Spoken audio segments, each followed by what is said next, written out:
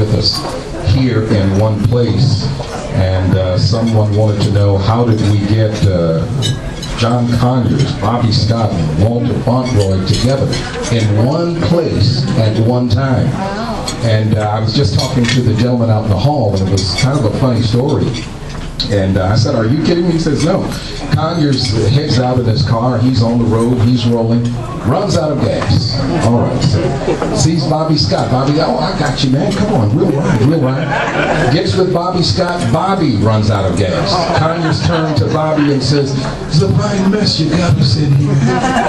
Along comes Fauntleroy. He's on the road and rolling. Picks both of them up, and they head to Virginia.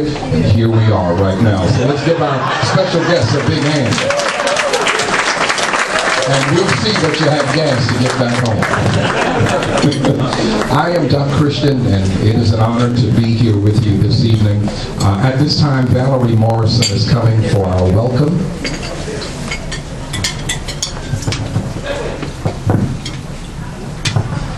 Okay, thank you. Good evening, everybody. With us here in one place.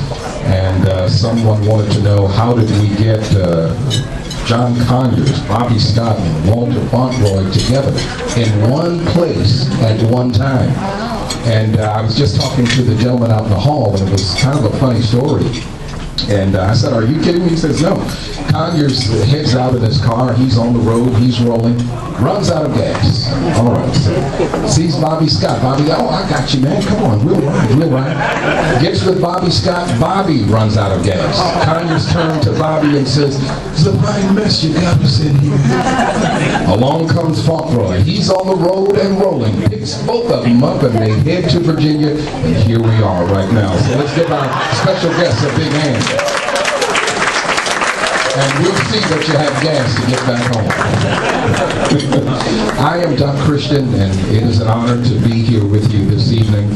At this time, Valerie Morrison is coming for our welcome.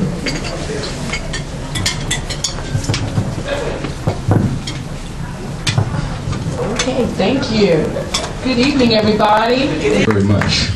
And I'm going to do like my grandmom used to do. She would say, "Turn off that TV. Y'all come in here. We getting ready to eat."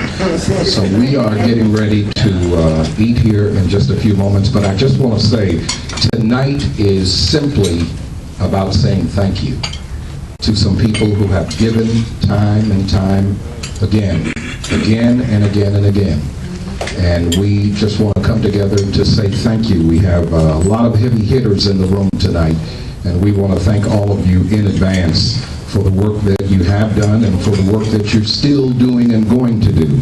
And at this time, if you would enjoy the dinner, we have Andrea Miller, who's going to come up a little later on, and we will make some acknowledgments, and we have a few surprises for you before the evening is over.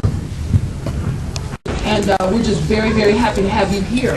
And tonight, of course, we're here in Norfolk, Virginia.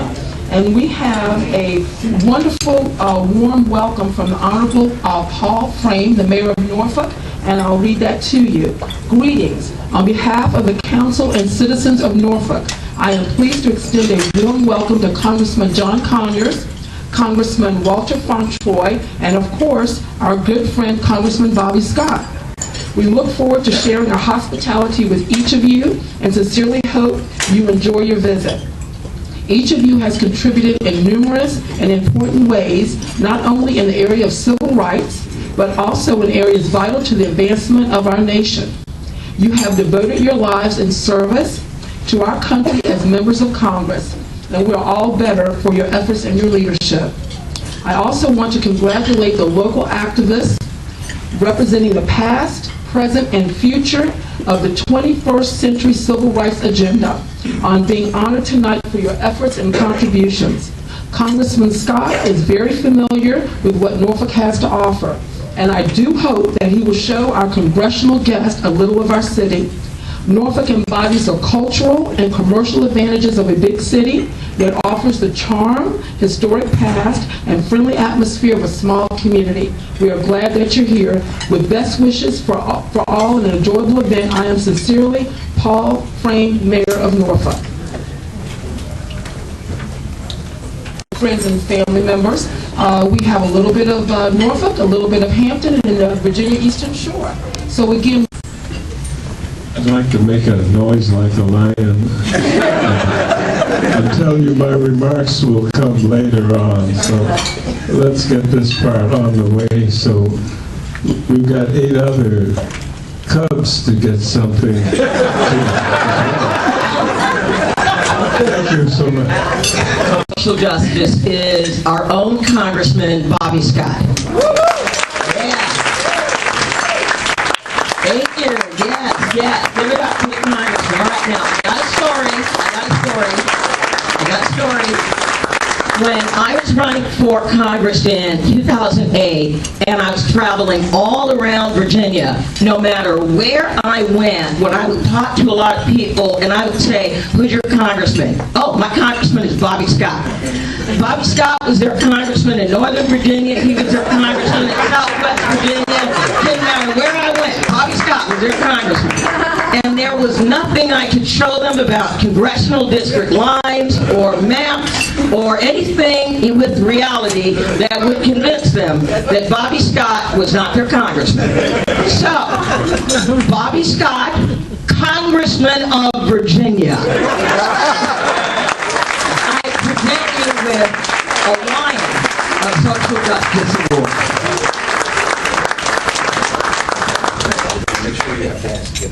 Right, and you better give a longer speech to Congressman Conyers.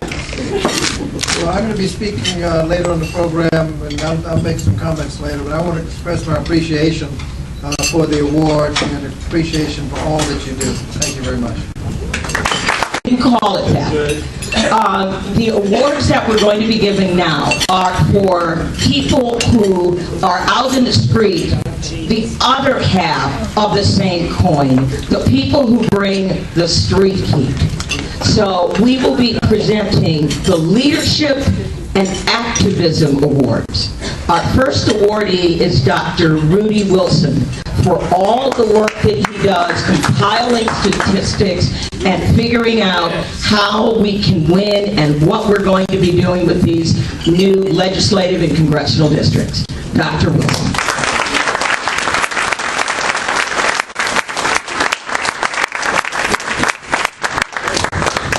Thank you very much, and will you just continue with the struggle? All right.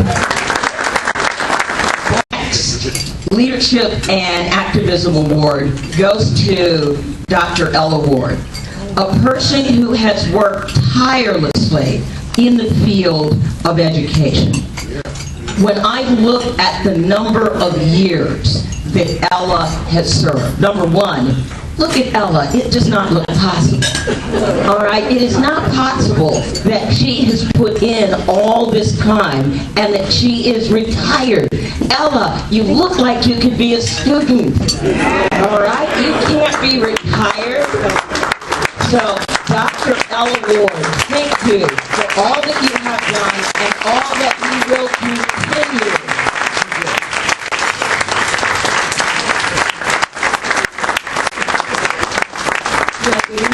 Thank you, and I'll be brief. I do want to thank the Progressive Democrats of America for taking this time to acknowledge us and to give me a little accolade. And thank you, Andrea, for all that you have done on the great things you do. I'll be brief because you want to hear the speakers. Thank you. All right. The award goes to Virginia Beach's own Reverend Todd C. Davidson at Piney Grove Baptist Church. So not only is he a minister, not only is he a father of some adorable children, not only is he an elected official, all right? He really walks the walk and talks the talk.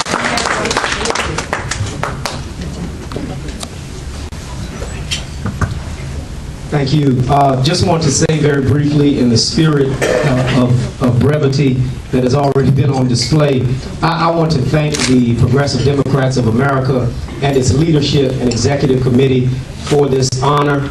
And thank you, in addition to that, for continuing the work of speaking good news to the poor, helping the blind to see, setting the captive free, and setting at liberty them that are bruised. May God bless you, and may heaven smile upon you. Thank you.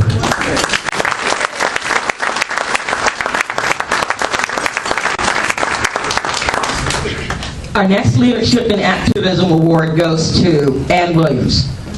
I first met Ann Williams. People are going, yes. I first met Ann Williams back in, it was probably 2007, when Tom Palumbo, a very dear friend, was delivering petitions to Thelma Drake, and they had him arrested. So that was when I met Ann Williams. When we're looking at people that are really elected officials, absolutely, positively against free speech. They simply went to the office to deliver petitions that had been signed by people in the district saying, we want you to listen to what we have to say. So that wasn't right, and I remember writing in my blog that Tom Palumbo was my hero, and that's how I met Ann. Ann continues this fight to this day. She is a peace activist. She is a single-payer activist. Ann works with veterans who are suffering from PTSD and not getting appropriate treatment.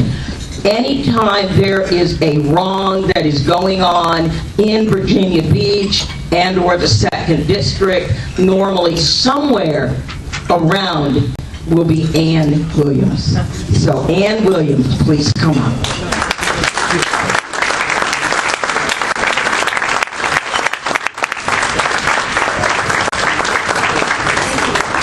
Thank you, Andrea, and thank you, PDA, for this lovely award. And I'm honored to be in the presence of everyone in this room who is so committed to social justice, to dignity, and a quality life for everyone. Thank you.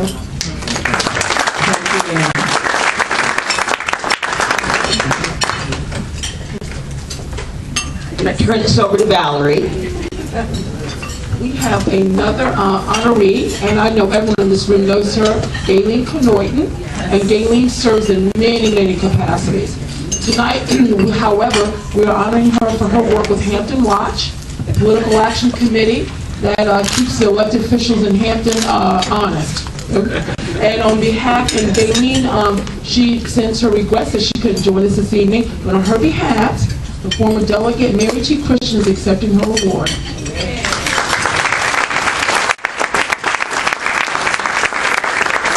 A sense of both gratitude and humility, and with best wishes for your continued success in the outstanding work you do. Thank you. Works for an issue that is very near and dear to the heart of PDA Virginia. So I see my co-chair over there talking to Chris Cabral. We work very, very hard at PDA Virginia. John Conyers is the sponsor of the Democracy Restoration Act, which is the federal legislation that would restore the right to vote to some 5.2 million Americans who have lost their right to vote because at some time in their life they committed a felony. Now, in Virginia, it's particularly bad because in Virginia, you lose the right to vote for a lifetime unless you are individually restored by the governor. So, James Bailey is the regional director for the Missing Voter Project, and that is exactly what his organization does. It helps people who have lost their right to vote regain their civil rights. Yes. Mr. James Bailey.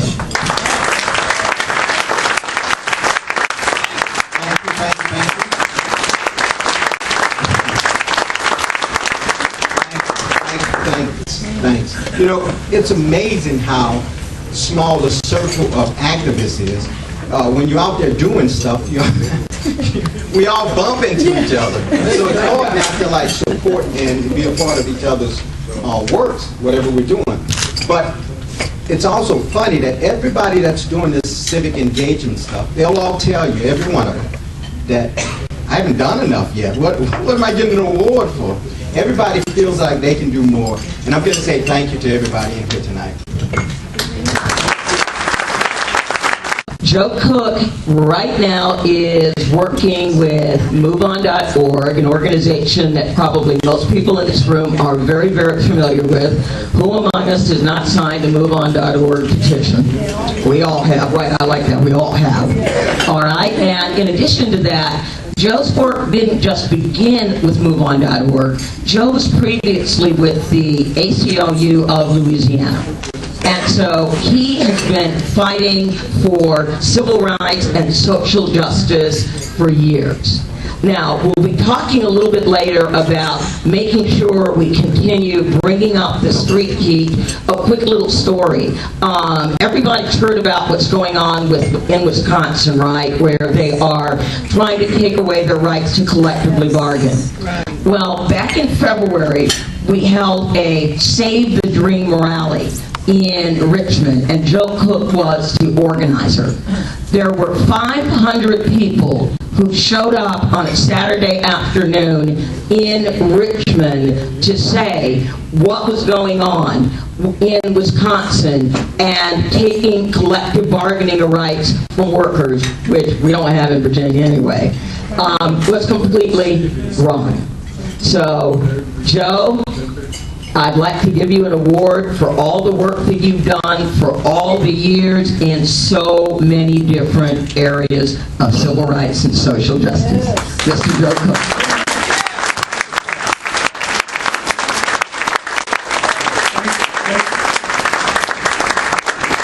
Thank you very much, Andrea. It's a real pleasure to be here in the company of these giants and these lions of civil rights work. I just want to say, it reminded me, talking about the Tom getting arrested at Thelma Drake's office, that hasn't stopped with his successor.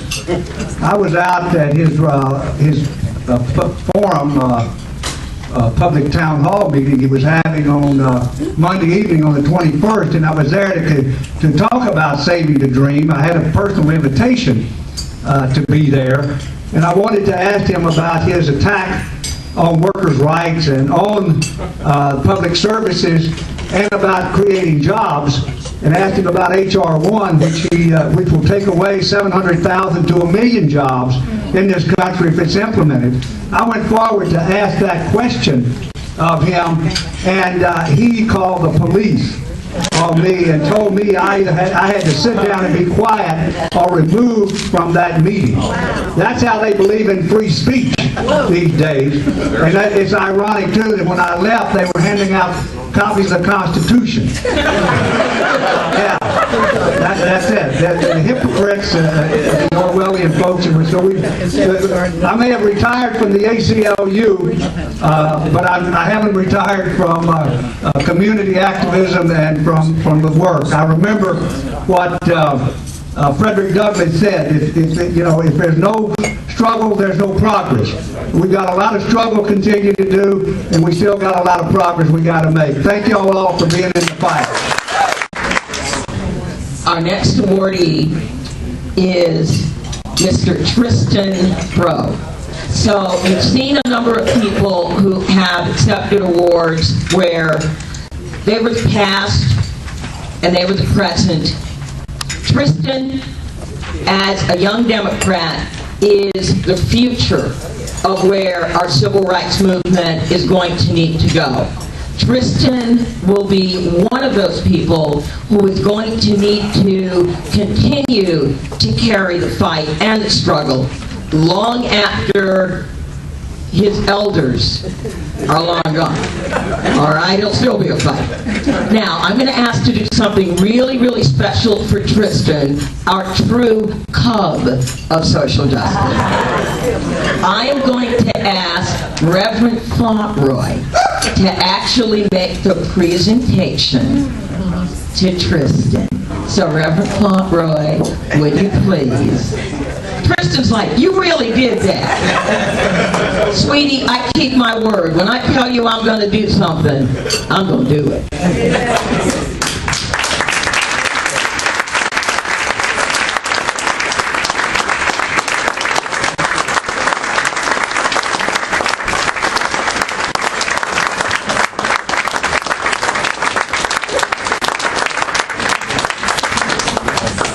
want you all to have a seat because I do want to say a little bit about Tristan. Yeah, let me tell you, if I were speaking, I would sing for Whitney Houston and George Benson. I believe the children are our future.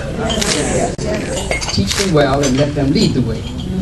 Show them all the beauty they possess inside. Give them a sense of pride. And if I were preaching, I'd talk about Mr. Davidson. Because quite frankly,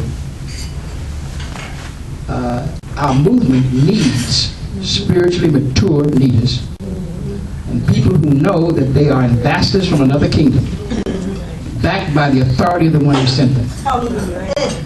And like Martin Luther King Jr., our spiritual leaders need to understand that we ought to be headlights and not taillights.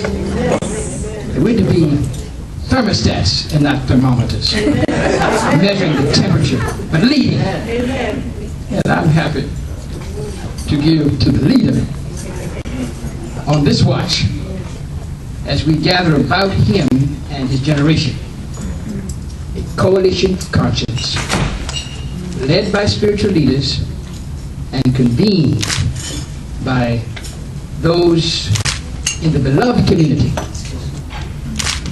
represented in this room who gave us the great strides toward freedom that we received in the Civil Rights Act of 64 and the Voting Rights Act of 65 and the Humphrey Hawkins Bill, sponsored and led by John Conyers, and the Freedom for South Africa Bill, which is still resonating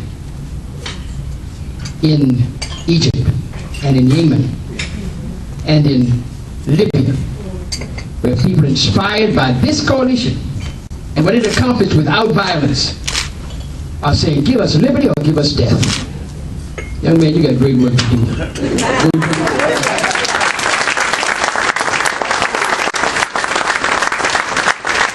Ladies and gentlemen, I give you our Lions of Social Justice and our leaders. Oh, and we have one more to speak. I jumped ahead.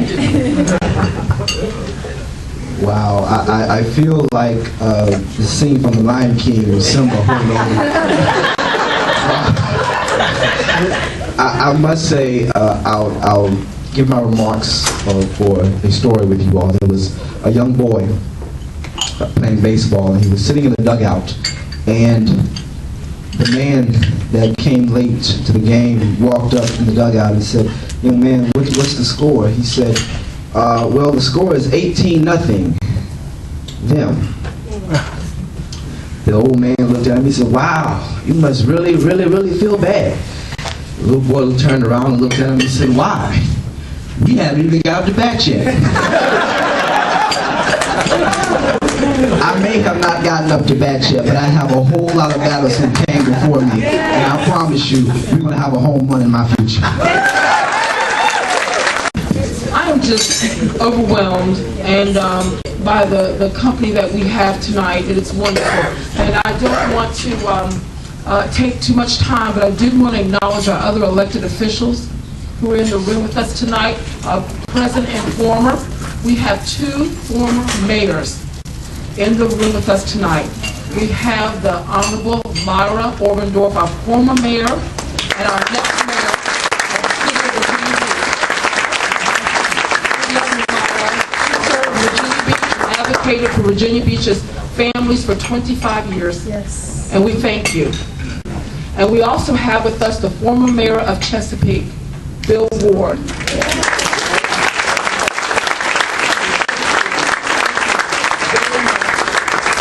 Chesapeake, for those out of town, it's a sister town just a few miles over. And also along with us, someone who's just near and dear to my heart, and recently elected to the Virginia Beach School Board, and that's Dottie Holtz.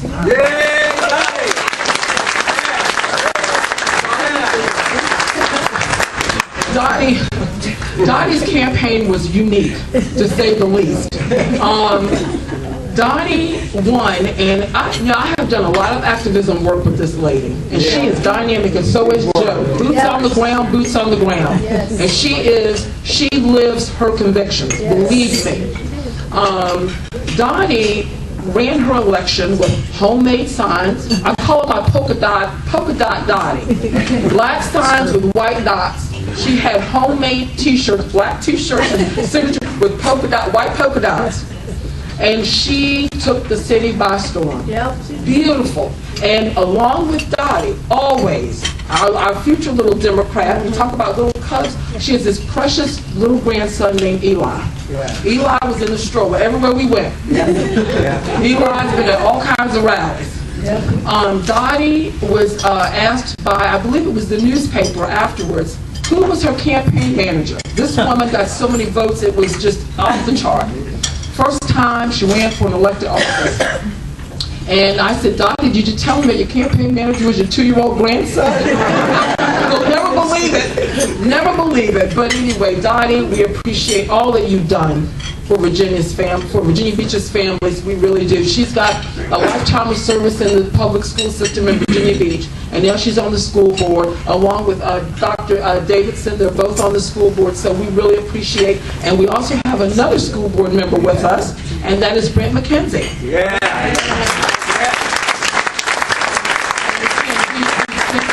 All of the hard work that he does on behalf of our children. And I hope I have not missed anybody else. Oh, and Sandra Smith-Jones, another school board member. Do we bring the whole school board with us? Thank you very, very much. Thank you for coming. And these people care about our children. And for that, we really do thank you. And again, I'm going to hand this back to Andrea. I've said enough. Thank you, Valerie. I'm going to acknowledge a couple of PDA people. I'd like to acknowledge my co-chair, Mr. Stephen Spitz. Stephen, stand up. So we kind of work with Virginia. Stephen works the northern part of Virginia. Stephen is Nova, and my part starts in Fredericksburg. I'm Rova. I'm the rest of Virginia. So Nova and Rova. Now, I would also like to acknowledge from North Carolina, Mr. Alan Thomas, who has just become our state coordinator for North Carolina. So, Alan, please stand. PDA, we have work for people of every age. All right, now, moving right along in your program, again, I'm going to bring up Virginia's Congressman Bobby Scott. When Congressman Conyers was holding hearings on all the really horrible things that were going to happen with H.R. 1, the NAACP, La Raza, all of these groups were talking about how much they admired and thanked Congressman Scott for all the support that he provided to them. So, Congressman Scott, I'd like you to come up again and address the group.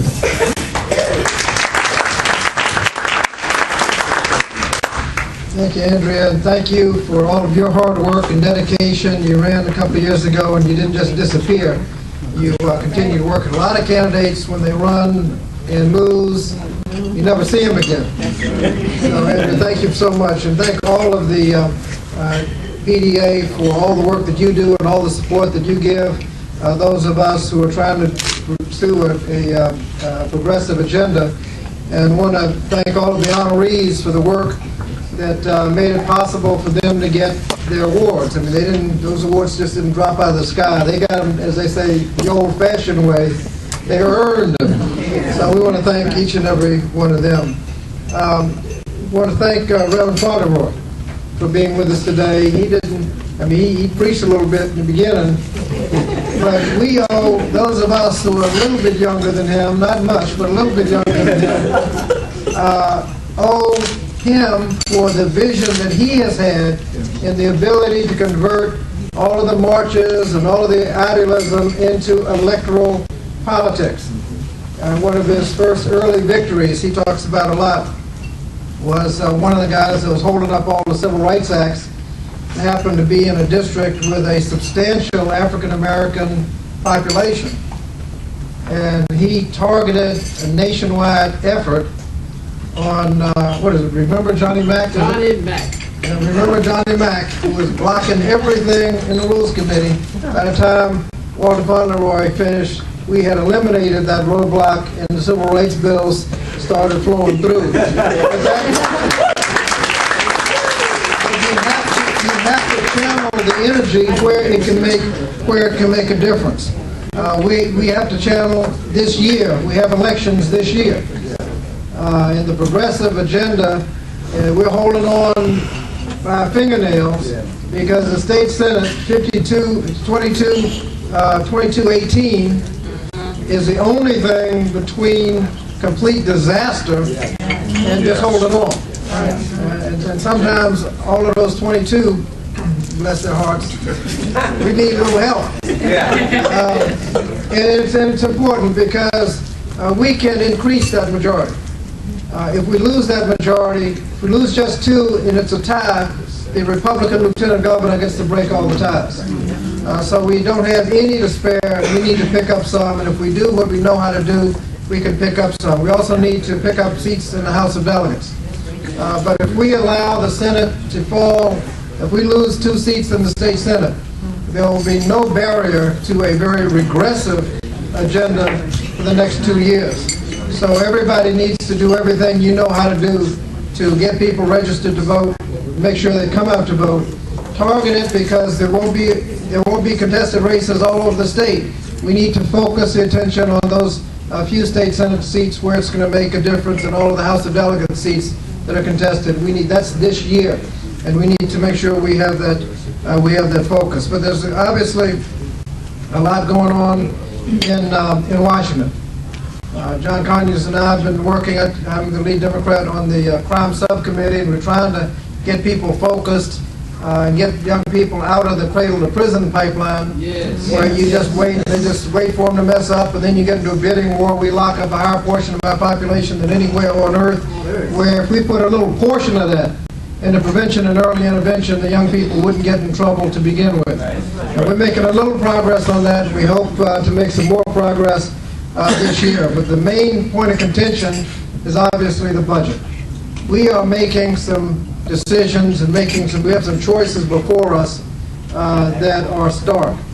A couple of months ago, we passed a tax cut, $800 billion tax cut, $400 billion a year for 2 years. People lose track of how big that is, but we say, some of us ask, well, how are you going to pay for it? Before you cut all these taxes, someday you might have to pay for it. Jerry Blouse tells the story of Ed Willie, the former chairman of the State Senate Finance Committee, known to be stingy. Went to a bar right before an election one day and ordered a beer. You could hear the people mumbling, ordered to go to stingy Ed Willie. Stingy Ed Willie. When he got nerve to show his face in public. Ed Willie raised his beer and said, "Bartender, when Ed Willie drinks, everybody drinks." People couldn't believe it. Everybody had a beer. Everybody slapping each other on the back. "Oh my goodness, he's my man, Ed Willie, jolly good fella. Oh yeah." A few minutes later, he dropped a couple of dollars on the table and said, "Bartender, when Ed Willie pays, everybody pays."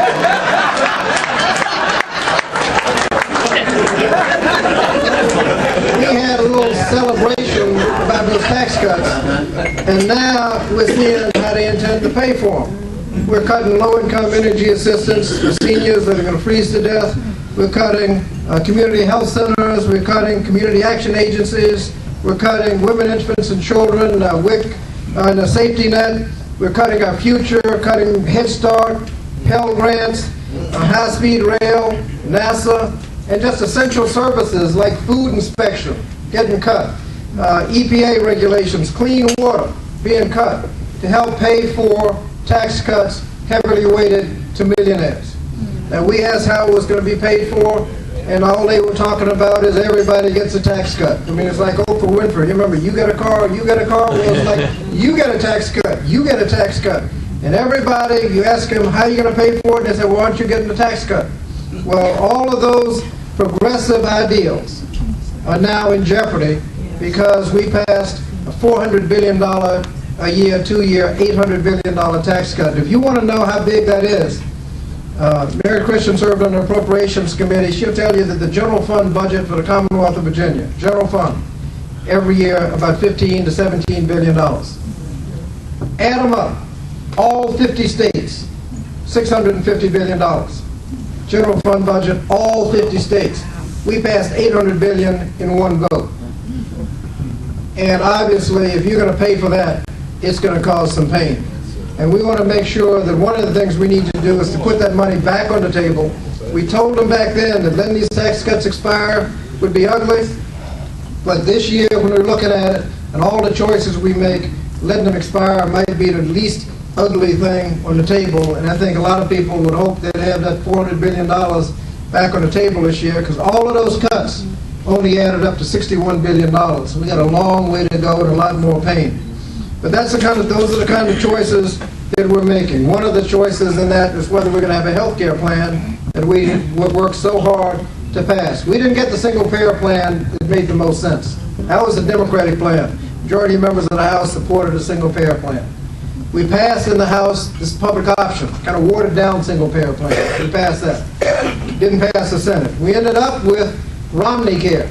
The same kind of plan they have in Massachusetts. The same kind of plan that Bob Dole had suggested in the 1990s. The Republican private sector plan is what we got. So when they say they want to repeal it and replace it, if they do what they've been doing before, they'd replace it with Obamacare. But the question now is whether or not there's going to be any money in the budget. The House passed bill stripped all the money out of the budget to fund the health care plan. Now, they obviously can't repeal it. But if you take the money out, there's nothing there to administer it. There's nothing there for the subsidies. There's nothing there for all of the things that make it a good plan. I don't know what's going to happen. I don't believe the House is going to pass a budget with health care money in it, and I don't think the Senate will pass a bill without the health care money in it. And so somewhere in between, we're going to have to do something, and or the government will get shut down in the process. But those are the kind of things that we've been doing. John Conyers has been there fighting it for years. He was the first elected in 1965. He's in his 23rd term. He's the second most senior member of the House. He's a founding member of the Congressional Black Caucus, representing the 14th Congressional District in and around Detroit. He is former chairman of the Government Operations Committee and former chairman of the Judiciary Committee. And when we get the majority back, he will again be chairman of the Committee on the Judiciary.